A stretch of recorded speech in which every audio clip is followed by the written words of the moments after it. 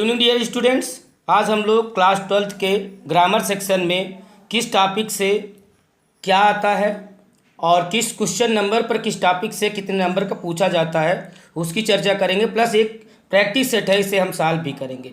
तो section C आपका grammar section होगा और आपका ग्रामर सेक्शन क्वेश्चन नंबर 4 से शुरू होगा।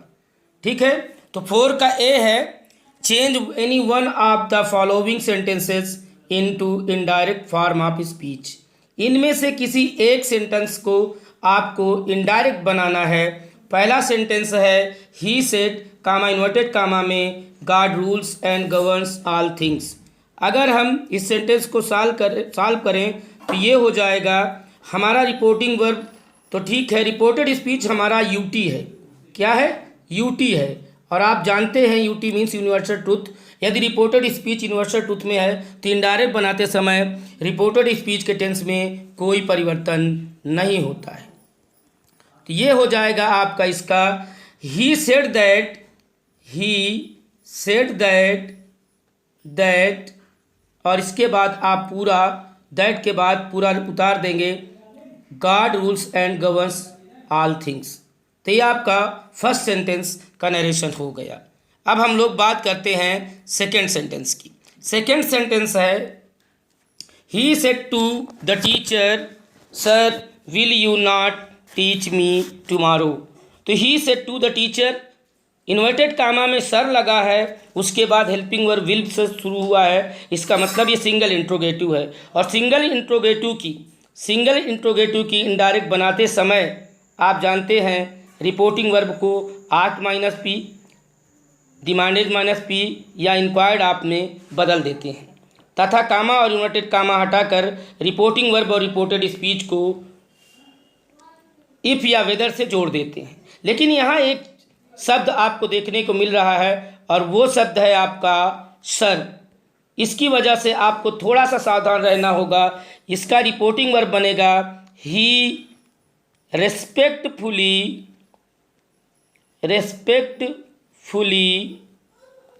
asked the teacher if। Second person object के अनुसार टीचर के लिए यू आया है तो यहाँ हो जाएगा ही और विल का क्या हो जाएगा would. If he would not teach. अब ये यहाँ मी दिया हुआ है, मी फर्स्ट पर्सन का होता है। अगर हम सन बटे 123 से सन अपॉन 1 2 3 की अगर हम बात करें तो फर्स्ट पर्सन सब्जेक्ट के अनुसार चेंज होगा। तो फर्स्ट पर्सन आई है, इसे चेंज करना है सब्जेक्ट के अनुसार। तो सब्जेक्ट क्या है आपका? सब्जेक्ट है आपका ही। तो ही के लिए क्या हो जाएगा? ही का ऑब्जेक्टिव केस हो जाता है मी। तो यहाँ पर ही का ऑब्जेक्टिव केस हिम हो जाएगा। तो आपका नरेशन बनेगा he respectfully asked the teacher if he would not teach him tomorrow का द फॉलोइंग डे या the next day. The following day या आप नेक्स्ट डे भी लिख सकते हैं, नेक्स्ट डे। क्लियर? अब हम बात करते हैं क्वेश्चन नंबर बी की। क्वेश्चन नंबर बी है आपका combine any one of the following sentences at directed within the brackets. Brackets में जो दिया है उसके अनुसार इन दोनों सेंटेंसेस को आपको कंबाइन करना है। और कंबाइन शब्द से आप कंफ्यूज मत होइए। जब भी कंबाइन शब्द आए तो ये जान लीजिए आपको सिंथेसिस करना है। क्लियर? तो ये सेंटेंस आपका he heard the news he was glad. और सिंपल सेंटेंस बनाना है तो आपने पढ़ा होगा प्रेजेंट पार्टिसिपल का प्रयोग। अगर आपने नहीं पढ़ा है मेरे चैनल की प्लेलिस्ट में जाकर सिंथेसिस के पूरे वीडियो पढ़े हैं और बड़े विस्तार से मैंने पढ़ाया है, उन्हें देखकर आप सीख सकते हैं। तो ये इसका हो जाएगा hearing the news comma he was glad. तो ये किस रूल का यहाँ पर फॉलो हुआ है? Use of participle, specially present participle. Second sentence अगर हम देखें तो सेकेंड सेंटेंस दिया है Tulsidas was a great poet He wrote Ramcharitmanas it is the holy book among Hindus. It is the holy book of the Hindus. ये है पूरा sentence. तो ये आप लोग एक रूल पढ़े होंगे सिंथेसिस में, noun or phrase in apposition. Noun or phrase in apposition. तो अपोजिशन का मतलब होता है इंडिपेंडेंट सब्जेक्ट। तो ये हो जाएगा तुलसीदास, आपका इसका सिंथेसिस होगा तुलसीदास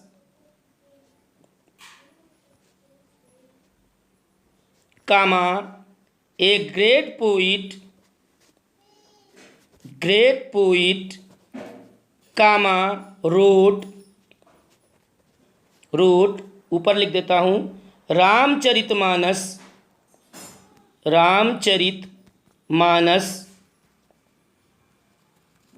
कामा, यहाँ डबल अपोजिशन का प्रयोग हुआ है, comma the holy book of Hindus. याद रखिए आपको केवल एक करना है, लेकिन मैं दोनों सॉल्व करके बता रहा हूँ। क्लियर? तो ये हो गया आपका बी नंबर। अब हम बात करते हैं सी नंबर की। सी नंबर है आपका, कह रहा है transform any one of the following sentences as directed within the bracket. कह रहा है ब्रैकेट में दिए गए शब्द के अनुसार, नियम के अनुसार आपको इस सेंटेंस को चेंज करना है। फर्स्ट सेंटेंस है did the hunter shoot the lion. इसकी पैसिव वॉइस बनाना है तो सब्जेक्ट है द हंटर, शूट वर्ब है, द लायन ऑब्जेक्ट है, डिड का मतलब पास्ट इंडेफिनिट टेंस। और आपको पैसिव वॉइस में बताया गया होगा, अगर आप लोगों ने नहीं देखा तो पैसिव वॉइस के 7 वीडियो मेरे यूट्यूब चैनल पर पड़े हैं और विस्तार से मैंने पढ़ाया है। मैं ज़्यादा बात तो नहीं करता, इससे बेहतर आपको कहीं नहीं मिलेगा। आप एक बार जाकर प्लेलिस्ट में चेक कर सकते हैं। तो ये हो जाएगा, इसका सही हो जाएगा was the lion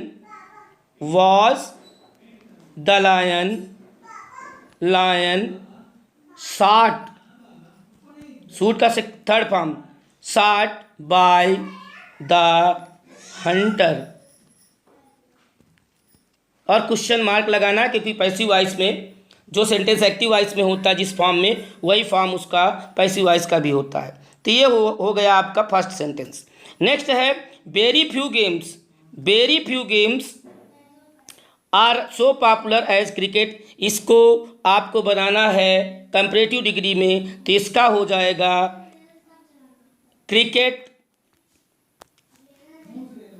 is more popular sentence.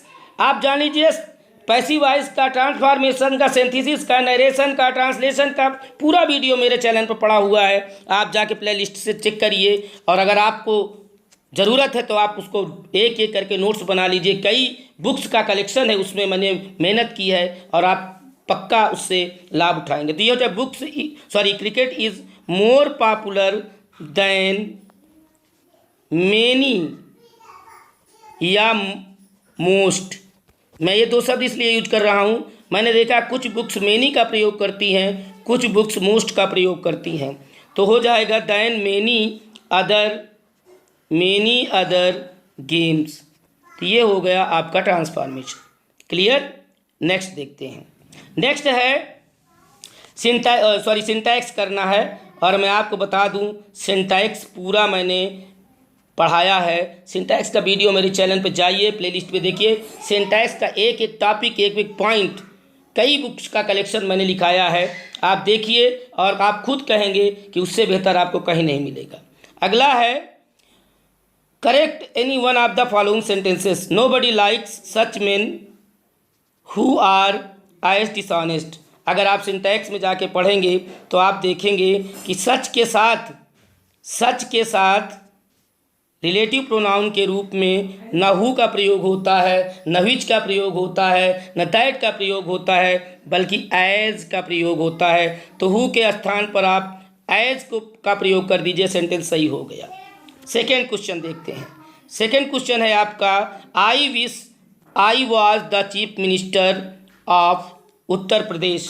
तो आप जानते हैं जितने भी कंडीशनल सेंटेंस होते हैं, कंडीशनल सेंटेंस में सिंगुलर सब्जेक्ट हो या प्लूरल सब्जेक्ट हो, दोनों के साथ केवल प्लूरल वर्ब का प्रयोग किया जाता है, तो यहाँ पर वाज के स्थान पर वर का प्रयोग कर देंगे, आपका सेंटेंस सही हो जाएगा। सिंटैक्स पर बहुत बेहतर वीडियो मैंने दिया है, आप जाके देख सकते हैं। नेक्स्ट क्वेश्चन आपका है, my sympathies are always with the poor. Sympathy का प्लूरल कभी नहीं होता है, क्लियर। और माई सिंपैथी इज होना चाहिए, यहाँ सिंपैथीज का केवल आपको सिंपैथी कर देना है, सिंपैथी, माई सिंपैथी। और जब ये सिंगुलर हो गया तो यहाँ पर आर का प्रयोग नहीं होगा, इज हो जाएगा, तो हो जाएगा my sympathy is always with the poor. इसी के साथ आपका ये सिंटैक्स भी क्लियर हो गया। सिंटैक्स के लिए आप बेहतर होगा कि आप मेरा वीडियो जाके देख लें और नोट्स बना सकते हैं, और जैसी बाकी rest is your choice. Next question हम लोग देखते हैं, कह रहा है use any 3 of the following idiom phrases in your own sentences. ये ईडियम और फ्रेजेज आया है। ए रेड लेटर डे का मतलब मीन्स होता है वेरी इंपॉर्टेंट डे। मैं न लिख करके केवल बोल दे रहा हूँ, आप इसे बार बार अगर लिखना चाहे तो लिख सकते हैं। A red letter day means very festive day और very important day. As well as you can say in a sentence 15th August is a red letter day for our country. Second है आपका maiden speech. Maiden speech का मतलब होता है first speech, clear. The speech which a speech made for the first time. अगर कोई इंसान पहली बार स्पीच दे रहा हो उसको मेडन स्पीच बोलते हैं। लाइन शेयर का मतलब होता है लार्ज शेयर या ग्रेट शेयर, बड़ा हिस्सा जिसके कह सकते हैं। मोहन है, मैं इसका वाक्य प्रयोग नहीं बताया, तो मेडन स्पीच तो ये हो जाएगा mister Gandhi gave his maiden speech at Bhubaneswar. मैं वाक्य प्रयोग कर रहा हूँ, ये सही है या गलत ये मत देखिएगा कि भुवनेश्वर में उन्होंने दिया था या नहीं दिया था, मैं जी के नहीं बता रहा हूँ, मैं सेंटेंस का प्रयोग कर रहा हूँ। ए लाइन शेयर की मीन्स ग्रेट शेयर या लार्ज शेयर। जैसे कह दें mister Mohan has a line share in his father's property. उसका मोहन का अपने पिता की प्रॉपर्टी में बड़ा हिस्सा है। नेक्स्ट देखते हैं ब्लैक शीप। ब्लैक शीप का मतलब होता है a rogue scoundrel a person who is causes embarrassment for his country for his family. मतलब निकम्मा इंसान, धूर्त इंसान, इसका प्रयोग आप कर सकते हैं। Every family has a black sheep. हर परिवार में एक धूर्त इंसान निकम्मा होता है। हालांकि पहले इंटरमीडिएट में एक चैप्टर था the ant and the grass hopper, उसमें जो टॉम नाम का आदमी था वो अपने भाई को बहुत परेशान करता, तो टॉम को ब्लैक शीप कहा गया था। अब इंटरमीडिएट में है नहीं, पहले था, अभी न्यू सिलेबस से पहले चैप्टर था। फिर हम बात करते हैं क्वेश्चन नंबर बी की। क्वेश्चन नंबर बी है write any 2 synonym of the following words. इन दिए गए शब्दों का कोई 2 सिनोनिम आपको लिखना है। तो पहला शब्द है इनोसेंट। इनोसेंट मीन्स होता है निर्दोष, जिसे आप फॉल्टलेस कह सकते हैं, सिंपल कह सकते हैं, मीक कह सकते हैं, कई शब्द यूज कर सकते हैं। सेकंड है नॉलेज। नॉलेज का मतलब होता है ज्ञान, जिसको आप लर्निंग कहते हैं, लर्निंग कह सकते हैं, या लर्निंग कह सकते हैं, लर्नेड कह सकते हैं। मेक मीन्स होता है बनाना, इसको आप बिल्ड कह सकते हैं, कंस्ट्रक्ट कह सकते हैं। फिर हम एंटोनिम्स की अगर बात करें, टिमिड का मतलब होता है कायर, और कायर की अपोजिट हो जाएगा बोल्ड कह सकते हैं आप लोग, या करेजियस कह सकते हैं। सेकंड में अगर हम देखें तो सेकंड है हमारा कैलेमिटी। कैलेमिटी मीन्स होता है मुसीबत, और इसको हम लिख सकते हैं प्रॉस्पर्टी मीन्स संपन्नता, क्लियर। कैलेमिटी का अपोजिट हो जाएगा संपन्नता। नेक्स्ट वर्ड है आपका एनवी। एनवी मीन्स होता है शत्रुता, जिसे आप बड़ा अच्छा शब्द यूज कर सकते हैं, फ्रेंडली कह सकते हैं, ठीक है, कोऑपरेटिव कह सकते हैं, क्लियर, एमिएबल भी कह सकते हैं। नेक्स्ट हम अगर बात करें, हमारा जो क्वेश्चन है वन वर्ड सब्स्टिट्यूशन से है। वन वर्ड सब्स्टिट्यूशन में फर्स्ट दिया हुआ है विच इज़ नॉट जो शुद्ध नहीं है या ताज़ा नहीं है उसे क्या बोलते हैं हिंदी में? बासी। जिसके लिए एक शब्द होता है स्टेल, STALE। स्टेल मीन्स बासी या जूठा भी कह सकते हैं। नेक्स्ट है a person who lends money. Stale means बासी समझिएगा।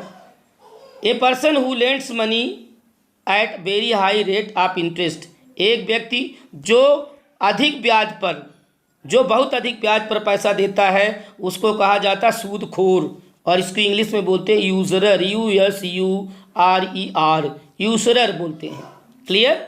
और नेक्स्ट अगर देखें तो नेक्स्ट हमारा, अगर आप लोग गौर करेंगे तो इसका आप लोग ईडियम में देख चुके हैं, made in speech. A speech made for the first time means होता है made in speech. Made in speech, made in MAIDEN, sorry, made in speech MAIDEN आपका जो ईडियम फ्रेजेस का है उसमें जो सेकंड नंबर है वही इसका आंसर है। फिर इसके बाद हम लोग बात करते हैं, और ये इसी के साथ आपका ग्रामर पोर्शन मैंने पूरा किया। Sorry for inconvenience, I am unable to translate this paragraph into English because I have not sufficient memories in my mobile.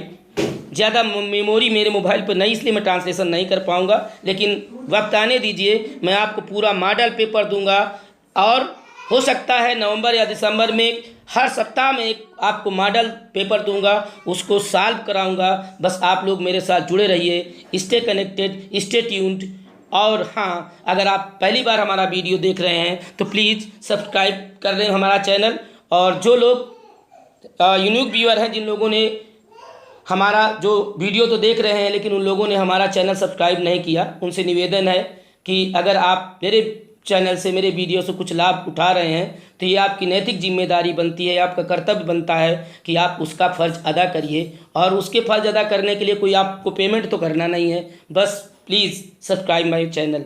Thank you, thanks for watching.